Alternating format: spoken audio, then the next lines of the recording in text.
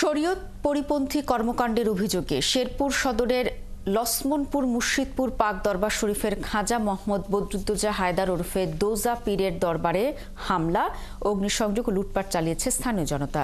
মুড়িয়ে দেওয়া হয়েছে পীরের আস্তানা। সকাল থেকে কয়েক হাজার মাজার বিরোধী লোকজন এই হামলা করে। এলাকার অন্যান্যরা জানান, রাজনৈতিক পট পরিবর্তনের পর থেকে দোজা পীরের আস্তানা বন্ধের দাবি করছিল মাজার বিরোধী লোকজন।